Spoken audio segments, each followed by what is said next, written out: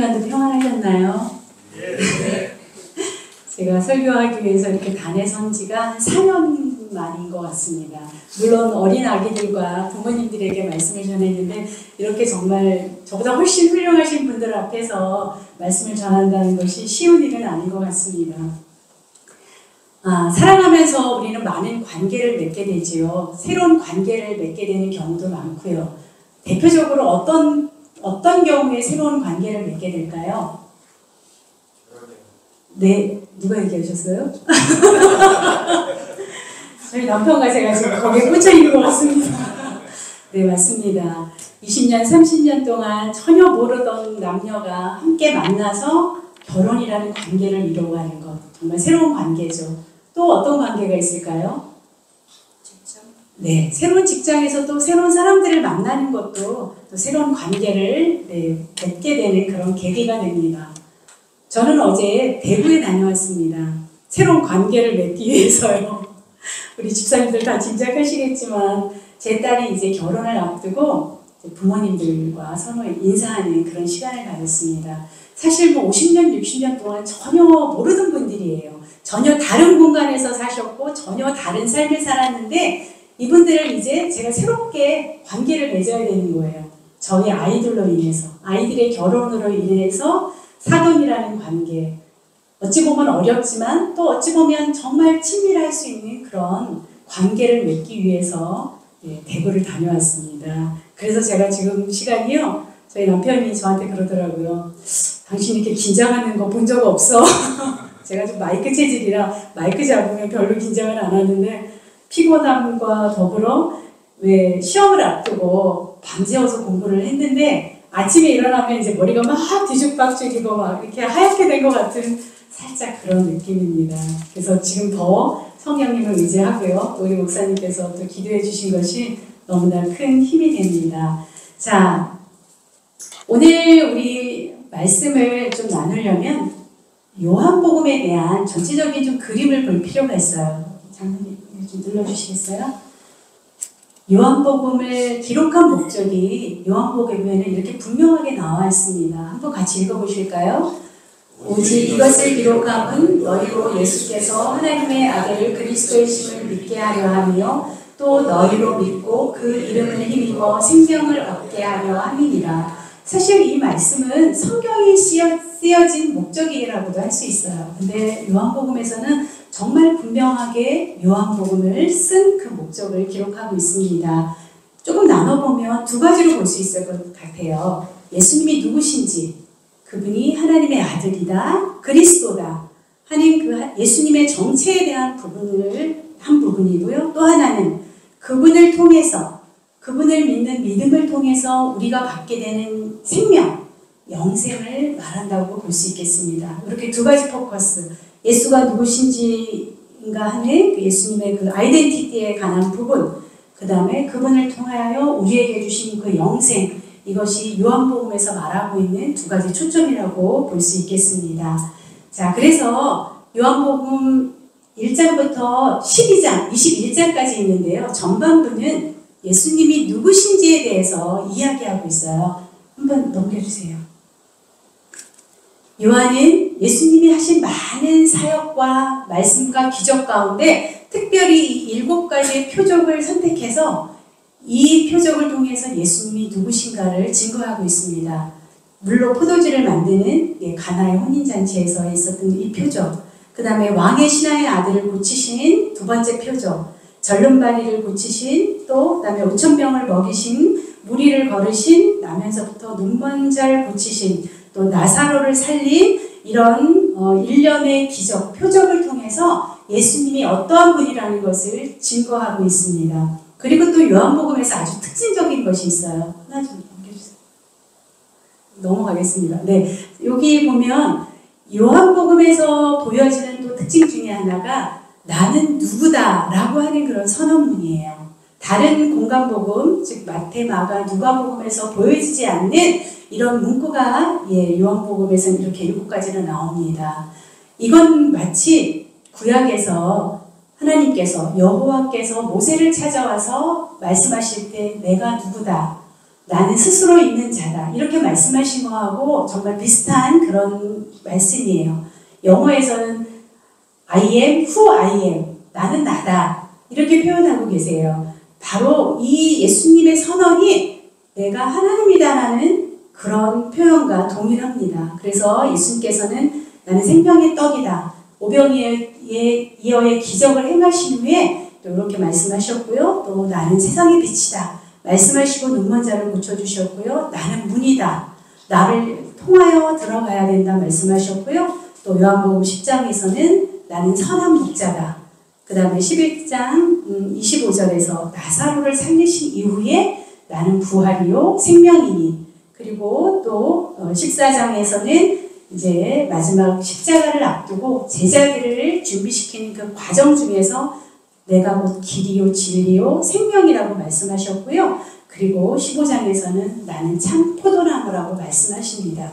이렇게 다른 복음서에서 보이지 않는 특징적인 이 문구를 통해서 우리는 또 요한은 예수님이 어떠한 분이라는 것을 계속적으로 증거를 하고 있어요. 바로 하나님의 아들이라는 것, 그리고 그분이 그렇게 고대했던 메시아 그리스도라는 것을 말씀하고 있습니다. 자, 그리고요. 하나만 더 넘겨주세요. 자, 이제 첫 번째가 전반부가 예수님이 누구시라는 것을 보여줬다면 그 예수님이 어떠한 분이라는 그 말씀을 통해서 그분이 바로 영생을 주시는 분이다. 그분이 바로 영생으로 들어가는 길이라는 것을 말씀하고 있어요. 여러 가지 영생에 대한 말씀들이 많이 있고요. 또 가나의 혼인잔치에서의 그 새로운 포도주를 통해서 새로운 생명을 주시는 분으로 또 이야기하고요. 수가성의 우물가에서 만난 그 여인에게도 목마르지 않는 물을 주시겠다고 하시면서 새로운 생명, 영생을 말씀하셨습니다. 나사로를 살리는 거에서도 마찬가지고요. 이렇게 여러 가지 또 이야기를 통해서, 말씀을 통해서 예수님이 누구시라는 것, 그리고 그분이 바로 영생으로 가는 길이라는 것을 이렇게 이야기합니다. 그런데 가장 사실 중요한 영생에 대한 말씀은 오늘 우리가 읽은 말씀이에요. 17장 3절 다시 한번 좀 읽어보실까요? 시작. 영생은 곧 유일하신 참 하나님과 그의 보내신 자 예수 그리스도를 아는 것입니다. 영생에 대한 가장 중요한 말씀이 바로 17장 3절의 말씀입니다. 이 말씀을 읽으실 때 혹시 어떤 의문점이 들거나 좀 궁금하신 적이 있지는 않으셨나요? 너무 다 훌륭하신 우리 장로님들, 집사님들이시라 다 이렇게 이해하셨을 것 같은데 저는 사실은 되게 이 말씀이 되게 의문스러웠어요. 고등학교 때 이 말씀을 읽으면서 이게 뭐지? 되게 이렇게 궁금했던 기억이 있는데요. 제가 고등학교 1학년 때 사실은 정말 살아계신 하나님을 만났습니다. 어린 날 시골에 있는 그 교회에서 주일학교에 열심히 참여했고요. 또 성탄절은 온 마을의 축제였지 않습니까? 시골에서 자라보신 분들은 기억을 할 텐데 그렇게 어릴 때부터 교회를 다니고 이렇게 열심히 교회가 내 삶의 일부였지만 정말 살아계시는 하나님을 만난 경험이 고등학교 1학년 때였습니다. 그리고 그 후로 열심히 성경도 읽고 또 막 전도도 하고 노방전도도 하고 병원전도도 하고 제가 그때 신앙의 열정을 가지고 계속 살았으면 아마 벌써 근데 그때 고등학교 때 정말 열심히 성경을 읽으면서 되게 궁금했던 구절이 하나가 이거였어요. 영생이 하나님을 아는 거라고? 이렇게 요즘 같으면 또 정보가 흘러 넘치는 시대잖아요. 누군가에 대해서 안다는 건 아주 간단합니다. 컴퓨터에 구글링만 한번 해도 누구라는 거 알 수 있는데 하나님을 아는 게 영생이라고? 그거 하나 하고요. 또 한 가지는 하나님을 알면 영생을 얻는다가 아니고 영생 이퀄 하나님을 아는 것. 이 두 가지가 되게 궁금했었어요. 도대체 하나님을 안다는 게 뭐지? 근데 그 아는 것 자체가 영생이라고? 근데 이제 조금 더 공부를 하고 신학을 하고 하면서 이제 자연스럽게 사실은 아주 간단한 아니, 이건 아니에요. 간단하게 그 단어의 의미만 알아도 이해될 수 있는 그런 부분이었습니다. 자, 17장 3절을 보기 위해서 우리는 또 후반부 요한복음 1장부터 12장까지가 예수님이 어떠한 분이라는 것에 대한 증거였다면 이제 13장부터 이제 마지막 장까지는 약간 이렇게 앵글이 돌아가요. 예수님에 대한 정체에서 이제 예수님의 시간, 죽음의 시간을 준비하고 영광의 시간을 준비하는 그 카메라 앵글이 돌아가듯이 초점이 좀 바뀝니다. 그래서 13장부터 16장까지는 예수님께서 제자들의 발을 씻기시고요. 그리고 16장까지 아주 긴 설교를 하셔요. 고별 강론. 죽음을 앞두고 제자들에게 부탁하실 게 너무 많으셨던 것 같아요. 사실은 제자들은 두려움과 근심에 쌓여 있는데 그 제자들을 준비시키기 위해서 13장부터 16장까지 긴 고별 강론을 하시고요. 그리고 나서 이제 오늘 우리 읽었던 17장이 딱 들어갑니다. 말씀을 마치시고 이렇게 이제 제자들을 위해서 또 모든 신자들을 위해서 또 자신을 위해서 이렇게 기도하십니다. 17장은 공간복음서에 나오는 겟세마네의 기도하고는 조금 달라요. 이 기도를 우리는 대제사장의 기도라고도 말을 합니다. 대제사장은 하나님과 사람들 사이에서 중보하는 역할을 했던 그런 직분이었죠. 네, 마치 예수님께서 그렇게 중보자의 역할로 그렇게 기도하시는 모습을 나타냅니다. 1절부터 5절까지는 먼저 자신을 위해서 기도하세요. 그리고 오늘 우리 본문 말씀이 이 안에 포함이 됩니다. 그리고 6절부터 19절 말씀까지 제자들을 위해서 간구하십니다. 20절부터 26절까지는 모든 성도들을 위해 간구하시는 그런 말씀이 나옵니다. 자, 그러면 이제 정말 본론으로 들어가서 서론이 너무 길었나요? 죽음 아웃을 했다가 이제 죽음 인을 좀 해보겠습니다. 17장 3절에 영생은 하나님과 그 아들 예수 그리스도를 아는 것이니라. 여기서 안다는 용어를 한번 조금 포커스를 좀 둬보겠습니다. 안다는 용어는 헬라어로 기노스코라는 그런 단어예요. 사실 기본적으로 어떤 사실이나 사물에 대해서 알고 있다, 인식하고 있다, 그런 뜻으로 쓰이기도 합니다. 그런데 이 안다는 단어가 인격체와 관련되어 있을 때는 상호 간에 친밀한 관계가 있다라고 그렇게 이제 쓰입니다. 마찬가지로 요한복음에서도 어떤 사물에 대한 정보, 하나님에 대한 그리스도에 대한 정보를 말하는 것이 아니고 하나님과 인격적으로 상호 간에 그런 유대를 갖고 있다는 그런 말씀으로 사용되고 있습니다. 이 헬라어의 기노스코가 히브리어에서는 야다라고 표현을 해요. 이 동일한 이 단어가 창세기 4장 1절에 보면은 아담이 하와와 동참하여 가인 아들을 낳으니 그 이름을 가인이라고 했다는 그 아담이 하와와 동침했다는 그 단어를 야다를 쓰고 있습니다. 마태복음에서도 동일한 게 또 사용된 그런 게 보여요.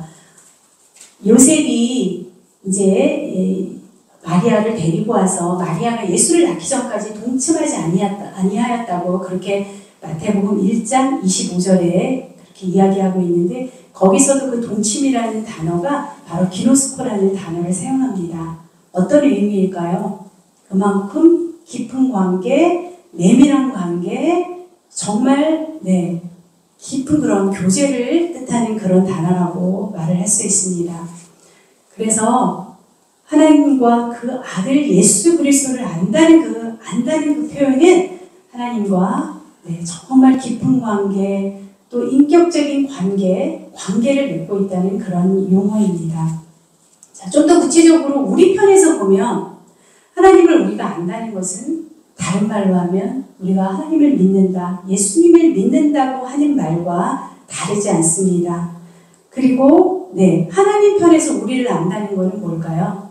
사실 하나님은 존재하신 분이잖아요. 하나님을 모르시는 게 어디 있어요. 근데 굳이 하나님이 내가 너를 안다 라고 말씀하실 때는 하나님이 우리와 깊은 교제와 사귐을 나눈다는 뜻입니다. 그런데 세상은 어떤가요? 그런데 세상은 그렇지 못해요. 그 하나님을 알지 못해요.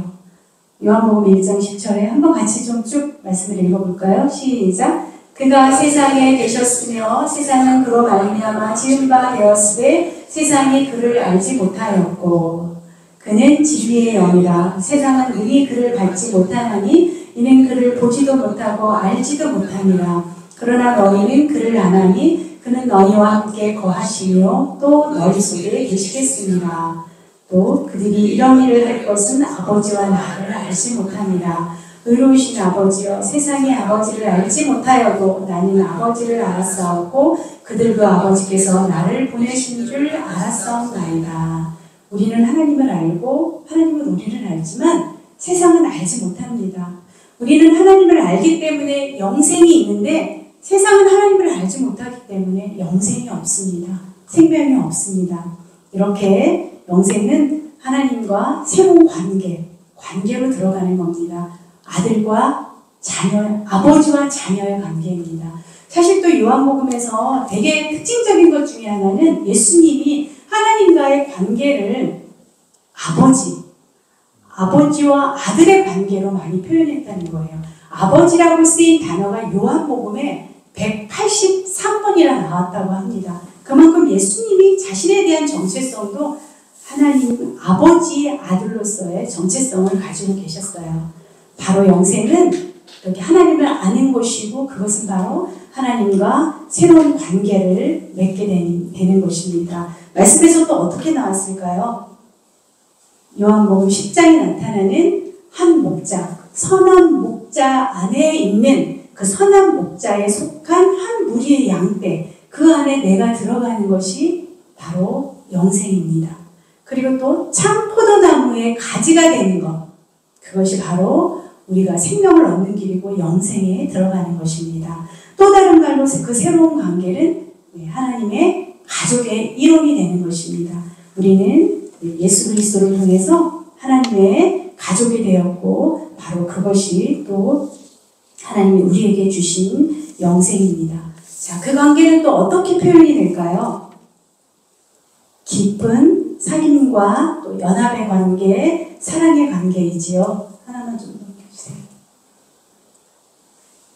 네, 연합의 관계, 사랑의 관계인데 그 관계는 사실 하나님과 우리만의 관계는 아니에요.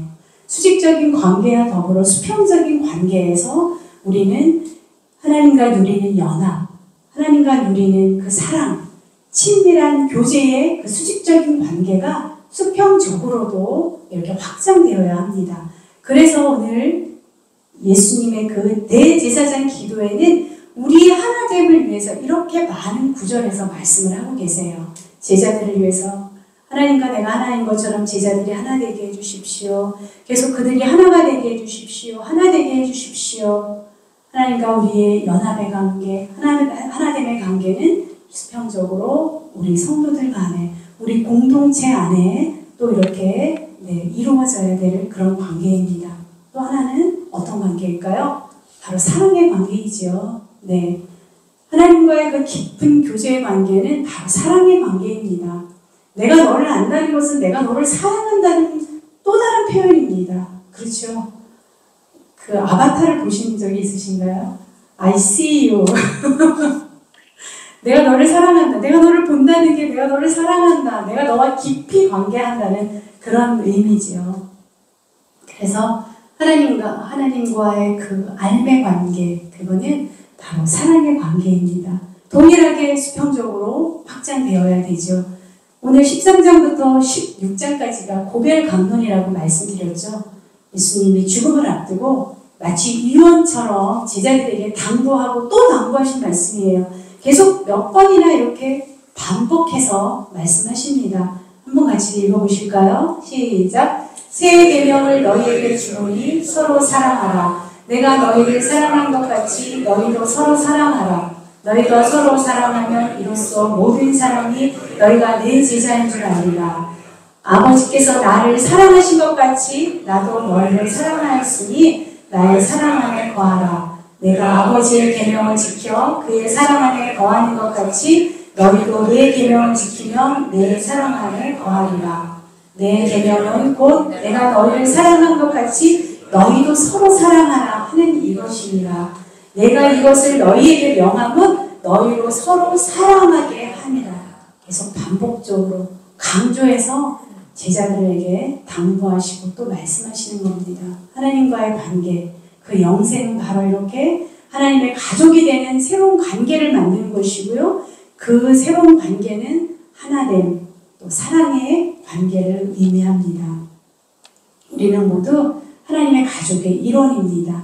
하나님을 알므로 예수 그리스도께서 우리에게 주신 그 생명을 얻은 공동체입니다. 그 공동체 가운데 우리는 사랑과 연합의 그런 모습으로 더 친밀한 관계로, 더 성숙한 관계로 나아가야 될 것입니다.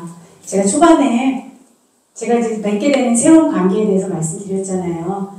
자, 그래서 결론은, 그 관계의 결론은요, 그 어머님이 굉장히 신앙이 좋으신 분인 거예요. 사실 가면서 정말 처음 보는 분인데 뭔 얘기를 해야 되냐. 옆에 남편이랑 차를 타고 가면서 무슨 얘기 해야 돼? 남편은 나 할 얘기 없어. 당신이랑 얘기해.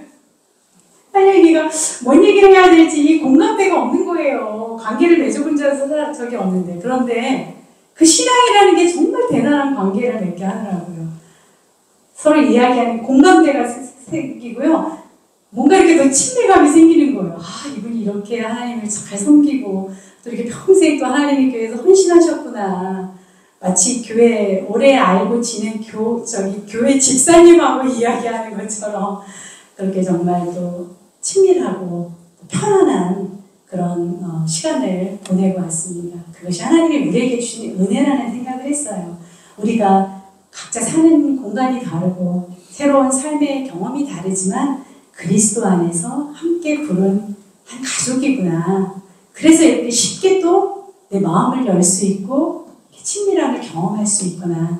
그래서 참 좋은 경험이었다는 것을 보고드리며 우리 깃밭교회가 지금 이곳에서, 지금 여기서 하나님이 주신 그 영생, 하나님과의 그 새로운 관계, 깊고 친밀한 관계, 사랑과 연합의 그런 관계를 날마다 이루어갈 수 있기를 소원합니다. 우리는 모두 가족입니다.